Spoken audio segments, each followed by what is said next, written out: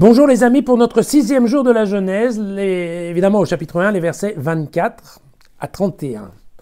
Et Dieu dit que la terre produise des êtres vivants selon leurs espèces, bestiaux, petites bêtes et bêtes sauvages, selon leur espèce. Il en fut ainsi.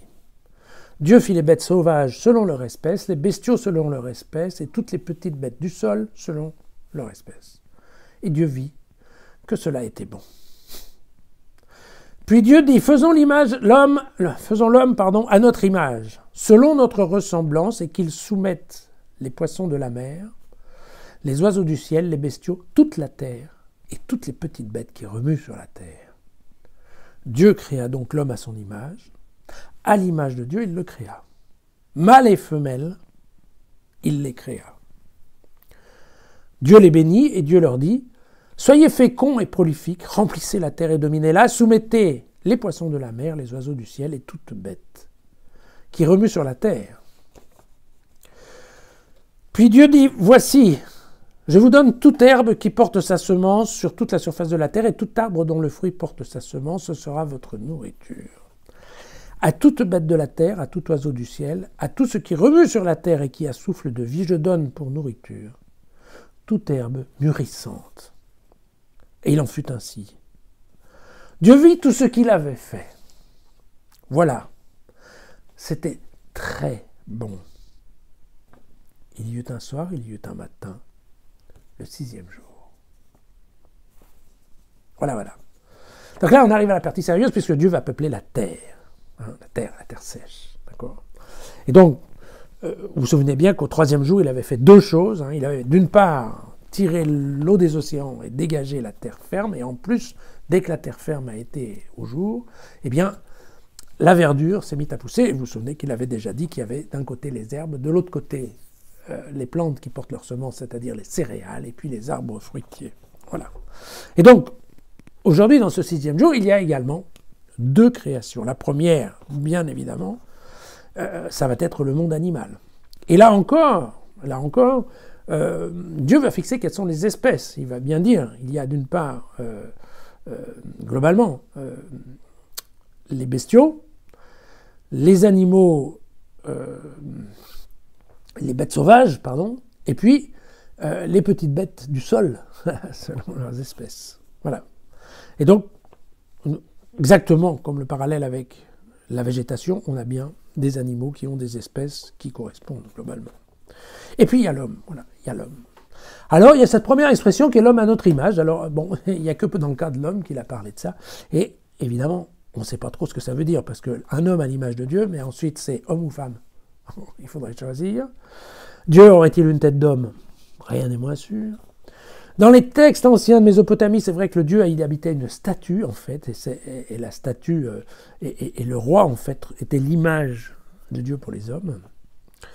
Et c'est vrai qu'il existait un texte qui est daté de l'an 2000, qui s'appelle l'Instruction à Méricaré, dans lequel on dit que l'homme est si bien fait qu'il ne pourrait être que l'image de Dieu. Mais c'est le seul texte qui parle de ça. Alors, on ne sait pas. Est-ce que l'auteur de la Genèse voudrait nous dire que maintenant la nouvelle statue du Dieu, ou la statue du nouveau Dieu, en fait c'est l'homme, et que c'est Dieu qui vient habiter dans l'homme?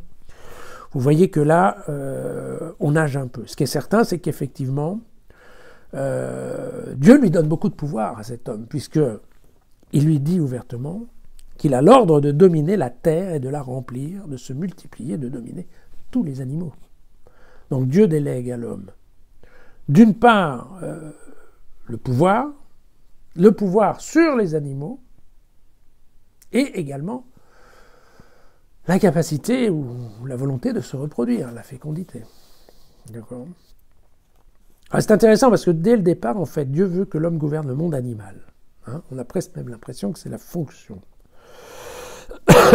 Alors, c'est comme pour un peu... comme de la même façon que pour les animaux sont encouragés aussi à être prolifiques, on voit bien que c'est la même chose dans le cas de l'homme. Faut-il voir là, et c'est certainement qu'il faut la voir, l'opposition d'une partie de l'Église a fait tous les programmes de contrôle de naissance. Vous voyez, ça va chercher loin. Voilà. Alors, faut remarquer quand même que dans la série, l'homme est plutôt bien doté, puisque d'une part, il a beaucoup de pouvoir, mais qu'en plus, en fait, Dieu parle quand même assez longtemps avec lui. Il y a presque une communication. Il se montre assez bavard. Alors, on ne sait pas si c'est vraiment un traitement de faveur, mais très clairement, il y a une relation particulière. Alors, il semblerait qu'en ce 6e jour, Dieu ait vraiment pensé à tout, puisqu'il s'occupe également de diviser la nourriture, c'est-à-dire que le monde végétal qui a été créé dans le 3e jour, eh bien, il dit ouvertement, voilà, vous les hommes, vous prenez les fruits et les céréales, et puis tout le reste, tous les autres animaux, vous mangez de l'herbe. C'est intéressant, pourquoi? Parce que ça veut dire que Dieu a pensé dès le départ à faire en sorte qu'il n'y ait pas de concurrence pour ce qui est d'aller manger. Donc en fait, qu'est-ce qu'il a voulu? Il a voulu créer un monde pacifique où il y a une cohabitation pacifique entre l'homme et le règne animal. D'accord?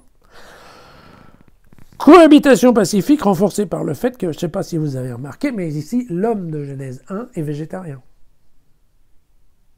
Donc évidemment, quand on imagine ce qui s'est passé ensuite, on se dit bien que, une fois que l'homme a décidé qu'il ne pouvait pas manger les animaux, tout d'un coup, ça allait être certainement beaucoup plus pacifique.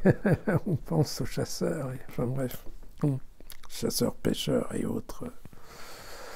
Voilà, et Dieu, dans cette version-là, a créé un homme végétarien. Pourquoi? Eh bien parce que, nous l'avons vu, je vous l'ai déjà dit, cette première partie de la Genèse, c'est une partie sacerdotale. Or, dans la tradition juive des rabbins, l'homme n'a pas le droit de faire verser du sang. On tombe bien dans les histoires des rites, vous savez, ce qui est cocher, en fait, ce qui va donner la nourriture cachère. Et donc là, typiquement, alors pour l'instant, eh bien, en effet, l'homme ne peut pas manger d'animaux.